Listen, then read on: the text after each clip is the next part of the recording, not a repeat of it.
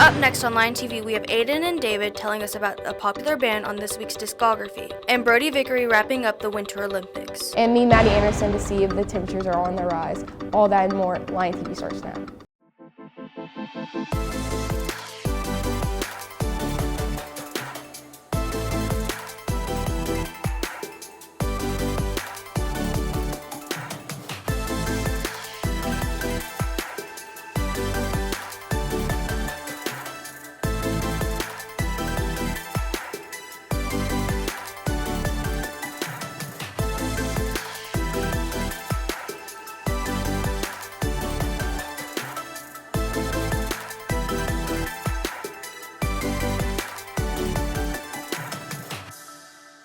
Good morning, Cersei High, and welcome back to Line TV. I'm Bo Bramlett.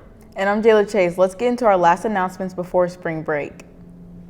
There will be student-parent meeting for anyone interested in trying out for next year's HHS Line Steppers dance team on Thursday, April 2nd at 5 p.m. in the SHS Library.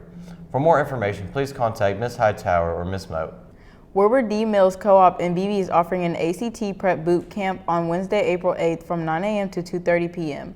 Cersei High School will be taking a group of 12 students. If you are interested, be sure to sign up in the counselor's office by the end of the day today.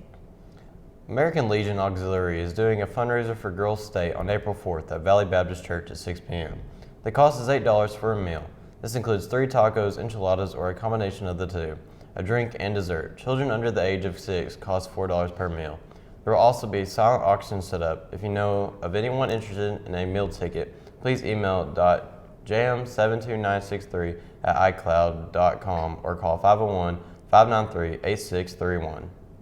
Our UAMS contact will be on campus Tuesday, April 14th during line time to visit with the current 10th, 11th, and 12th graders who are interested in attending UAMS for nursing, medicine, pharmacy, public health, or allied health careers. Interested students can sign up in the counselor's office. I'm always looking for a new artist to add to my playlist. This week's discography should have a great new suggestion for us.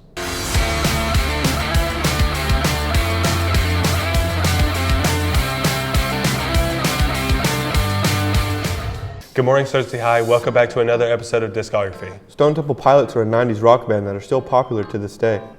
Core is the debut studio album by Stone Temple Pilots, released on September 29, 1992, through Atlantic Records. It peaked at number 3 on the Billboard 200, featuring hits like Plush and Creep. The album was certified 8 times platinum and is considered a staple of the era.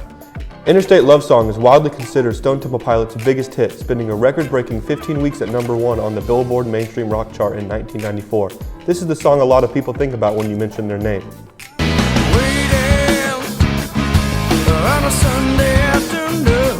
Scott Weiland, the original lead singer of Stone Temple Pilots, died on December 3, 2015, at age 48 from an accidental drug overdose while on tour in Minnesota. His career was long troubled by substance abuse, leading to his departure from the band and later his death.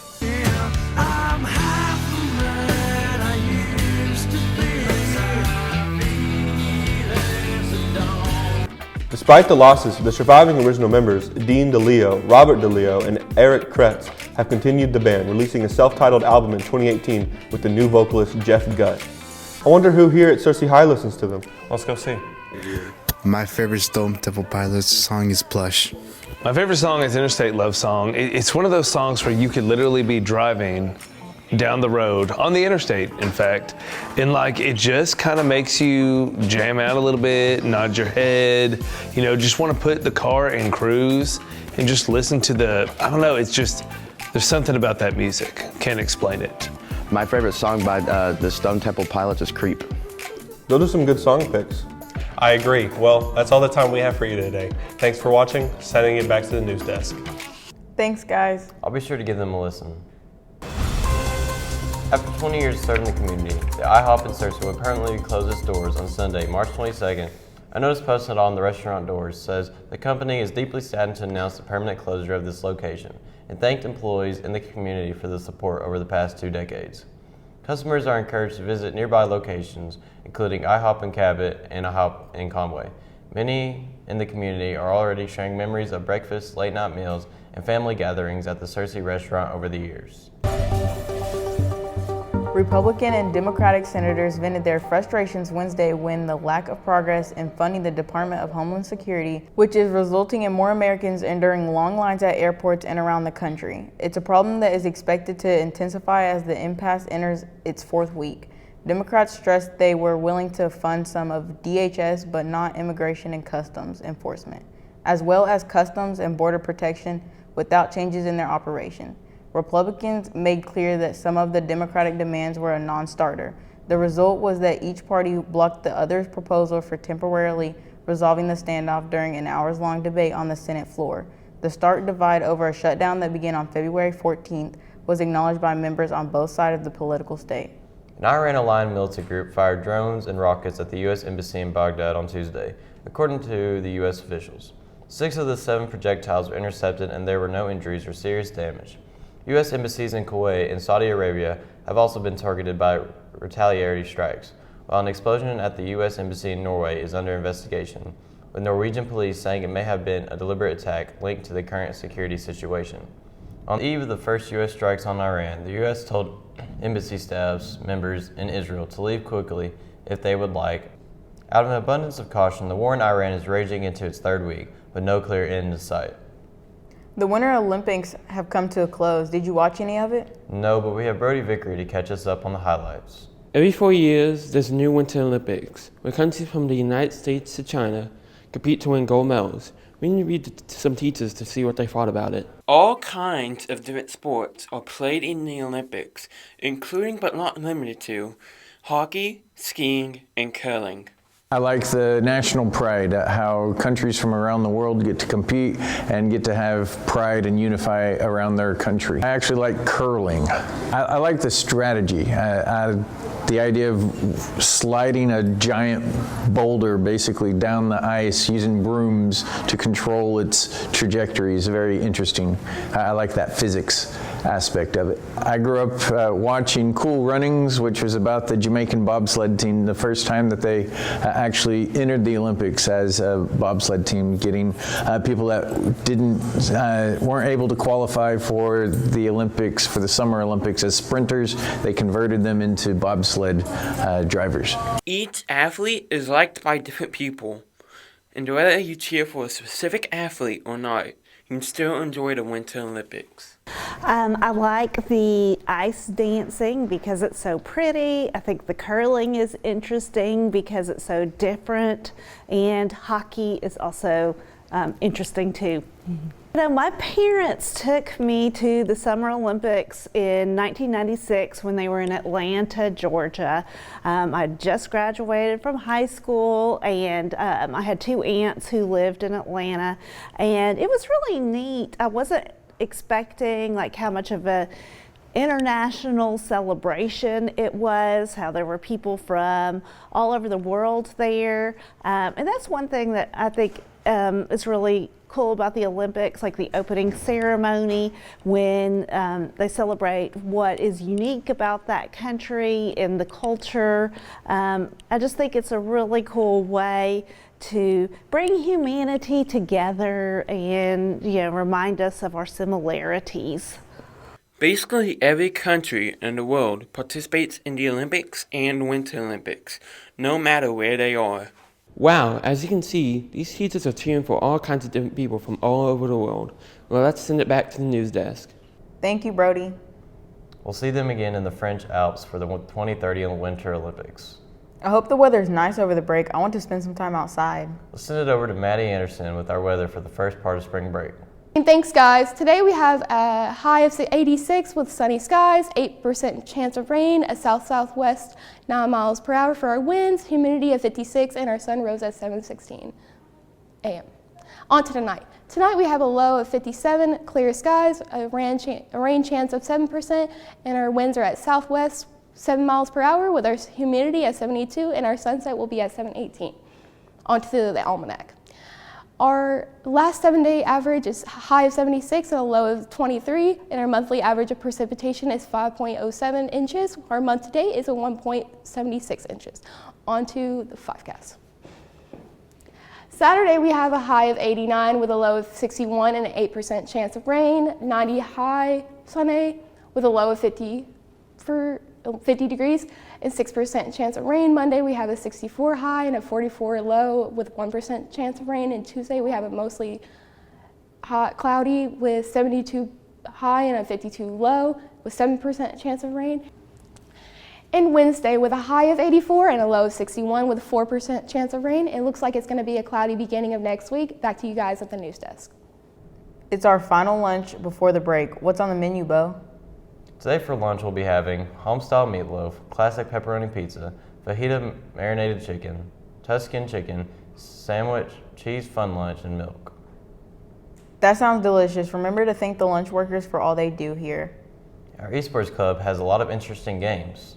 That's right, and we have Kat Brennan with the star player of one of their most popular games.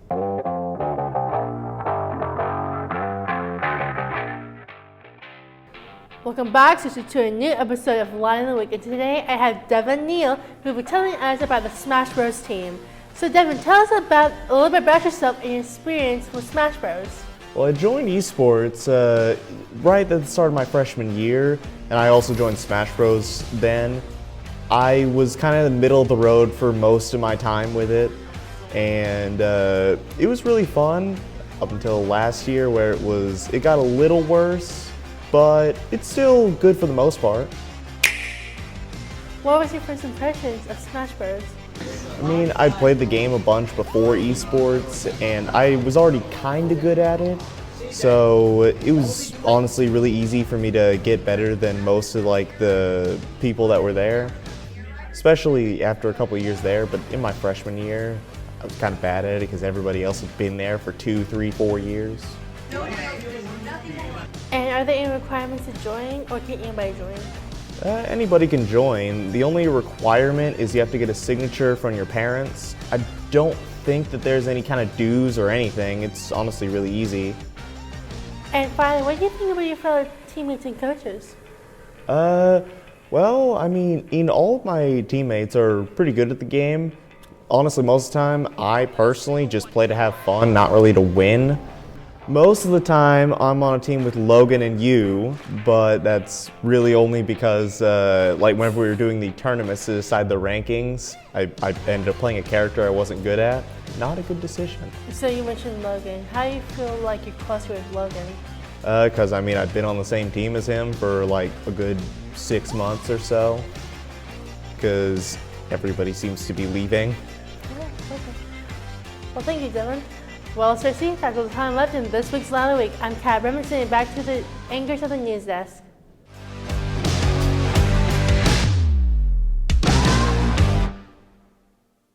Thanks, Kat. I love getting to see all the talented students in our school. March Madness is in full swing. That's right, and we've got Chandler Hopper to help keep us on track of the games.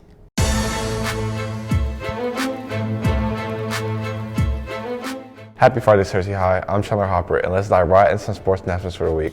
Our Cersei baseball team took on Marion this past Tuesday, where they went on to dominate, winning both games, showing great signs for the rest of the season.